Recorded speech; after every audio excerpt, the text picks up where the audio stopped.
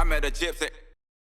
It sort of seems as well in a sense that, like, I was surprised with how much negativity the series has been met with. Like, did you guys think going into this that this would turn into the, I guess, like the political shit fight that it has? No, absolutely not. And I take some responsibility for that because I think, some of our meetings at the start and some of the messaging at the start probably came across too aggressive. Yeah, and I mean, me, like that's not. Well, it's probably not you. It's more so like Tony in a sense. Well, he's got a different. He's an old school guy. Style, yeah, he's got he's an old school guy. He's been incredibly successful. Yeah. So we approach things differently.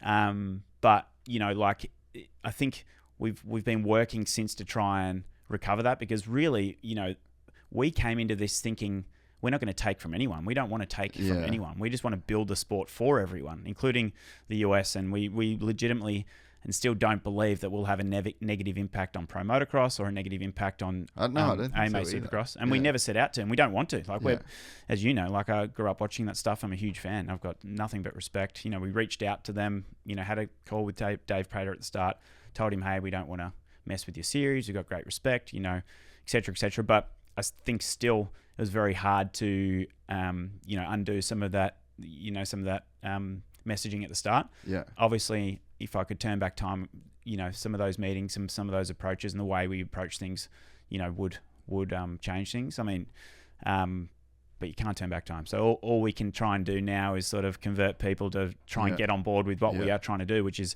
literally just elevate the sport, take it around the world. Like why can't these guys be global athletes? Why can't Supercross be an international sport?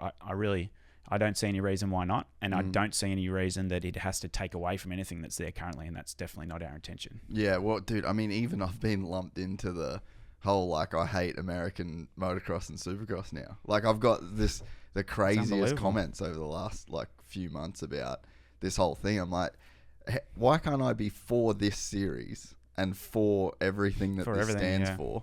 For the riders getting the money that they're getting, for more choice, for if guys do decide to sit out a motocross, that opens up seats for other people. Like, I'm struggling to see the negatives. And then it's like, you don't even it's like, you're the with us or against us, bro. Like, he obviously hates American Supercross. I'm like, the fuck? I've spent 5 years, like, pumping this shit, you know, like I legitimately love it. Millions and millions and millions of views. Yeah, pumping this shit up. Yeah. So, but like, where do you think the disconnect came? Like, where did it start to?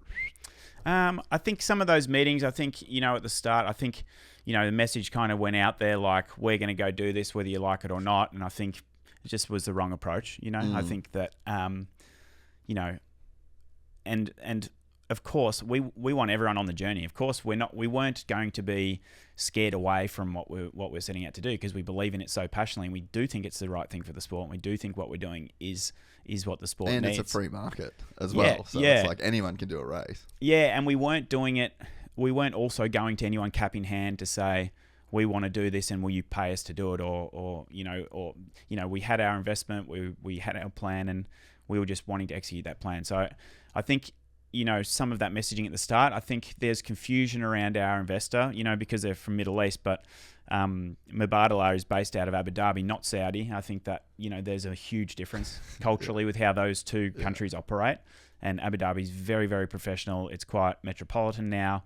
It's liberal, like, I think more people, there's like more non-Arabic people in Abu Dhabi than there is. And so it's that multicultural. Yeah. And our partners and who are on our board are Americans and incredibly accomplished and have done amazing things in the States in business. So I think there was a misconception. We've never actually announced the amount of investment that we've had, and we won't. But there's misconceptions about how much money we have, and these guys don't care. They're just coming to throw money at everything and do and unfortunately, correlates with live golf. Yeah, true. That's the timing's crazy. But there was actually one comment that I saw today that went directly. I just lost it. Anyway, sorry. I was just. But what I was going to say is, it's kind of unfortunate. There's so many similarities with what Live Golf are doing in terms of the way they want to elevate the sport of golf and they want to attract new fans and they want to do it differently. Like their ethos is, golf but louder, which I think is really cool and they're doing an amazing job. But the difference with them is that, I mean, the money levels are just completely different, and I think their approach has been really aggressive financially. Well, they've come in with like fuck you money and a fuck you attitude, which I think that people have kind of painted you guys in that same brush. The comment, was someone said that and anytime big money outsiders come into the sport, blah blah blah, and I was just like, where's the outsiders? Yeah. Like 2015, they've been running events, and like these people have been coming to these events. Like there's been not one flop at any point in the journey. So it's like these are motocross and supercross people that have got and investment. Fans and riders, and I mean, me, I've been riding and racing my whole life, and my dream was just to make an impact on the sport. You know, that's really what I'm here to do. It's not any particular dollar figure or any particular target. It's just kind of, make impact for the better, and so I do think that's been lost, because I think we had this perception, of being sort of a big corporate with ridiculous amounts of money, and we don't care, we're coming to take over everything. It's just not what we're here to do. It's just not what we're here to do. We're here to elevate it for everyone, and we've tried to correct that message. There's going to be people that will be against it no matter what, because they have they're very happy with the way they're set up in the States and the way it goes, and again, we don't think we're going to impact that, and we never plan to impact that. All our focus is on elevating the sport internationally, and we think there's a massive need for it, and it deserves to be. We think the riders deserve the opportunity. We think it helps open doors, like you said, in existing rides in teams all around the world. It'll help elevate the sport around the world, where currently practice facilities are lacking, opportunities are lacking for teams and riders, and all around the world. And by injecting something like this into like a new region, then it's an adrenaline shot for the industry and the sport in that region. And so there's millions of people that can be positively affected by that. And we just don't want to take away from what's there currently. It was never the plan, like you said, like we said, like I'm a mega fan of Supercross in the US, like I always have been. And so that part came as a bit of a shock. We were like, whoa, hang on. And it could be naive of me, but my approach always is I like to think that everyone can be friends. And I like to think, hey, like we're here.